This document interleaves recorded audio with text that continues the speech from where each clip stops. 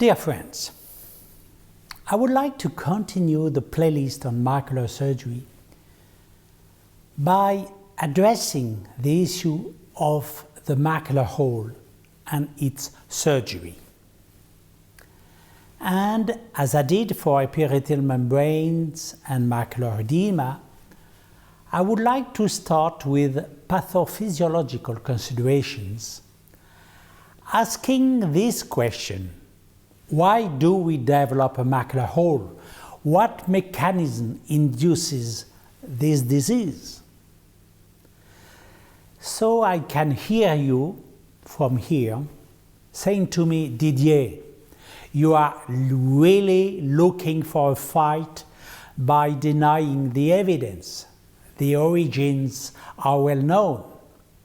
Everyone agrees to confirm gas theories and to say that the macular hole is caused by tractions, or more precisely, vitreous contractions on the surface of the retina. But to that, I would reply that for a theorem to be accurate, no counterexample should be able to invalidate it. In the present case, how can we think that vitreous contractions can initiate a macular hole when there are so many examples where macular holes have occurred in the absence of vitreous cortex or after removal of the posterior haloid? You want any evidence? First, the stage 1 macular hole and its evolution to full-thickness macular hole. The first to operate on stage 1 was Ron Michaels, who was removing the cortex. And despite the removal of the posterior haloid, in 20% of cases, the macular hole progressed to higher stages. De Bustros, 6 years later, published a study showing that the removal of the haloid did not change much in the evolution toward full-thickness macular holes, thus invalidating the idea that macular hole is due to vitreous tractions. The only thing that seemed to stop the evolution from stage 1 to full-thickness stages was the removal of the internal limiting membrane that I presented in 2002 at the ASRS in New York. Second, outside stage 1 macular hole. Macular hole can occur after removal of the posterior haloid, either after vitrectomy for retinal detachment or after vitrectomy for tractional diabetic retinopathy. 3. Macular hole can occur after removal of epiretinal membrane and internal limiting membrane. Mariano Hiros, in the study he did in 1998 on epiretinal membrane that I had operated on, was able to control 681 cases with an average delay of 45 months post-op, and identified 4 cases of post-op macular holes. So, at a time when dyes did not exist, I can accept, even as the inventor of the concept, that I did not perfectly remove the island on the entire posterior pole, but I'm sure having removed all the macular posterior haloid correctly. And finally, 4, how can we explain the 10% long-term recurrence rate that Godric and Massin published, with even 4 patients who have had a recurrence of a recurrence? You can see that this does not make sense. And even if only one example existed, it would invalidate the theory. The macular hole cannot be initiated by vitreous tractions. So, it is quite possible that the whole world may confuse again the cause and the physical consequence of this cause. Remember what I told you at the end of chapter 1 about macular edema for vitreomacular traction syndromes. They are probably due to retinal ischemia, which leads to astrocytic proliferation, which, penetrating into the hyaline fibers, will be the origin of an adhesion between these two structures and during the creation of the PVD of vitreomacular traction. The origin is ischemia and the consequence is traction. But let's go back to macular hole. What can it be caused by? Why do we know about the macular hole? First of all, the pathological data. It is known since Madreperla in 1995 that stage 3 operculum are composed only of astrocytes and Müller cell feet, as in membrane. And this is confirmed 2 years later by Ezra. Now, as you know, astrocytes multiply in the case of ischemia. That is to say, there again, there must be ischemia at the origin of the disease. In no case may this be due to vitreous traction, which at most could lead to EGFR stimulation and Müller cell gliosis, but not astrocytic gliosis. OCT angiography provides us with other interesting information by showing us that there is a decrease in choroidal thickness and a decrease in choroidal flow in the macular hole, contrary to what happened in retinal ischemia, as in venous occlusion, for example, where the choroid tries to compensate for hypoxia and thickens. It's very interesting to imagine that, as in AMD, there is a choroidal ischemia, because that would allow us to understand a lot of things. First, the pathogenesis of the two other very specific clinical cases of macular hole outside the so-called senile macular hole. The macular hole of eye myopia, which occurs in younger patients, but which is marked by a choroidal thinning, as is also the case in Fuchs hemorrhages. Again, similarity with AMD. And the traumatic macular hole, which occurs after a contusion that may have caused vascular disorders of the posterior pole by damaging the posterior ciliary arteries. It will also allow us to understand why we often see an astrocytic proliferation on the surface of the retina in macular hole cases. Proliferation that would be secondary to choroidal ischemia or secondary to an associated retinal ischemia. Interestingly, the authors who studied choroid in OCT angiography divide into two groups. A first group find no reduction in choroidal thickness, while a second group find it statistically significant.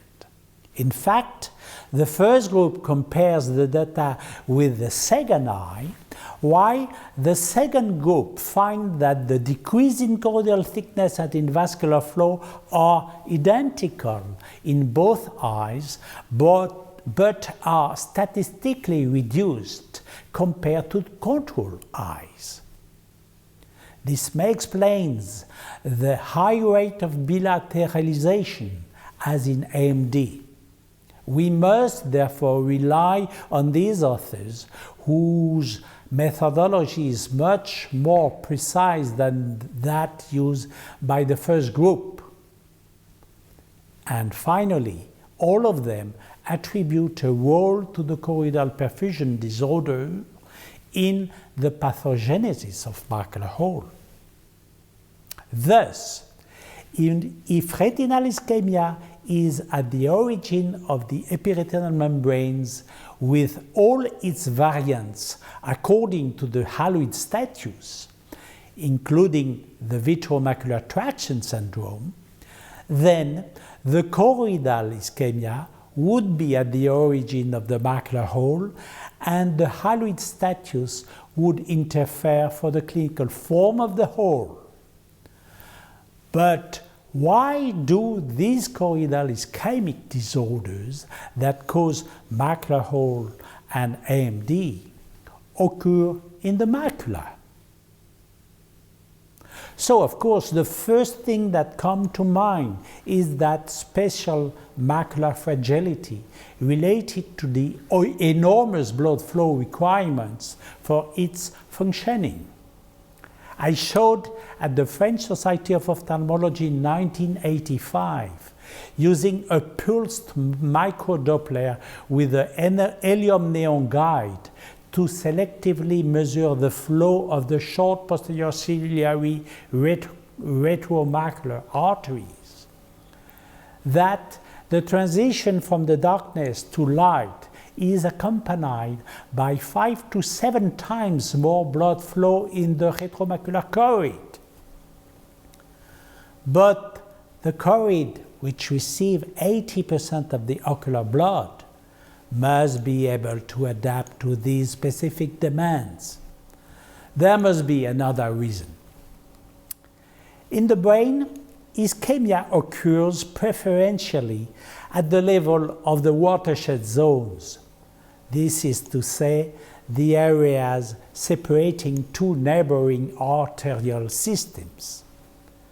Could the vascular vulnerability of the macula be explained by the existence of watershed areas? Are there watershed zones in the macula? Before 1979, it was considered that the ciliary arteries, the posterior ciliary arteries, entered palmixed behind the macula and were distributed at the passage to the macular choriocapillaries, and therefore without a watershed zone. But Zorro has arrived. In 1979, at the end of my internship, I discovered during my thesis, I say discovered because nobody had found it before me, that on each side of the optic nerve, the short posterior ciliary arteries were divided into two quite distinct groups, and this is one of the few constants that I was able to individualize in the whole vascular systematization of the choroid.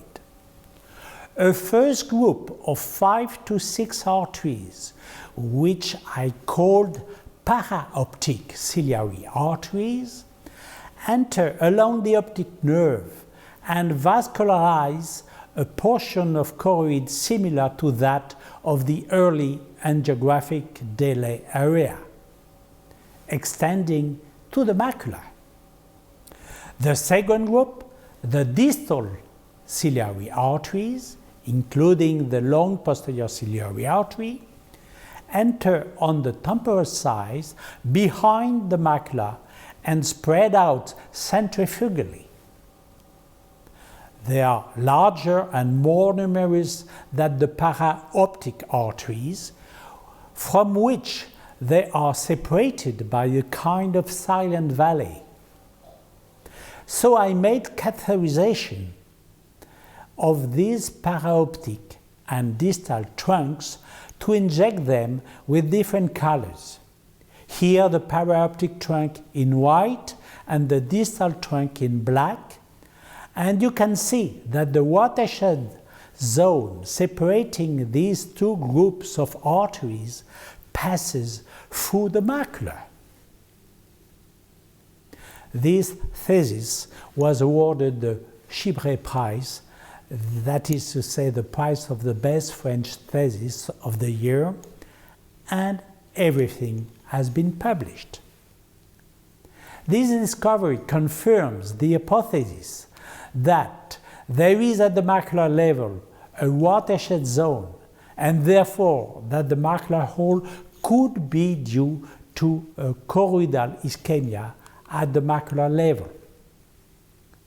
But are there other watershed zones in the choroidal level? Well, yes, because the choroid is supplied by two different arterial systems, the posterior ciliary arteries backward and the anterior ciliary arteries, which form with the long ciliary arteries the major arterial circle of the iris. From this arterial circle, the recurrent anterior ciliary arteries come back at the equator facing the short posterior ciliary arteries.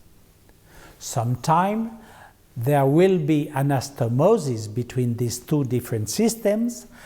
This is what you see in this example taken at two different magnification, where the red arrow indicates a recurrent anterior ciliary artery and the black one a short posterior ciliary artery. At high magnification, you can clearly identify the full canal anastomosis. However, most of the time, this type of anastomosis is not visible. It did not exist, and a watershed zone can then be found at the equator. This is interesting because where do you find retinal holes outside the macula? At the equator, at the level of the lattice degeneration zones. And I'm sure that if we could perform OCT angiographies at the level of the palisades, we could find a choroidal thinning corresponding to the retinal thinning. And strangely, these hyalinized white vessels that we can find in the lattice degeneration look like something Yvette, my wife, identified in scanning electron microscopy on the hilum of the macular hole, published in Zhou's report in 1996. She had observed that there are things that she called vessel-like strings. In the year 2013 or 2014, I don't know, I don't remember, I heard in an international congress an operator reporting having individualized on the edges of the macular hole a small white filament resembling a fibrotic vessel. I have not been able to trace the name of that operator. But if one goes further in the reflection, why are tears often made of the back edge of the lattice degeneration? I can give you an explanation. We are at the equator, at the meeting point of two opposing arterial systems. For some reason, the circulation of an artery is blocked. As there is no anastomosis, the choroid no longer feeds the retina, which becomes thinner and suffers from hypoxia. As a reaction to hypoxia, as we saw in the chapter on edema, an astrocytic proliferation will therefore occur at the inner layer. It will enter the hilum and penetrate the haloid fibers. And when the PVD occurs, what do you think will happen? A tear on a thinned retina. And if we finish by adding that the peripheral age-related degeneration occur at the level of the ear quarter, you can see that all this works well together and confirms the hypothesis that the macula and the ear quarter have a similarity in the conditions that affect them related to choroidal ischemia at the watershed zone level. There are even publications showing association between the macular hole and peripheral lesions such as lattice, retinal holes, and retinal tears. So you can see, my dear friends, that there are many arguments in favor of a choroidal ischemia causing a macular hole. This ischemia may be related to a vascular disorder as a result of contusion, a choroidal impoverishment in the context of high myopia, or an age-related circulatory problem at the level of macular watershed zone. Secondary tractions pulling on the edge of the fovea as well as on the neck of a pullover may be due to reactive astrocytic gliosis or thrombosed vessel or other unknown mechanisms resulting from this ischemia. As you can see, you have a lot to discover. In the next chapter, we will talk about surgical treatment.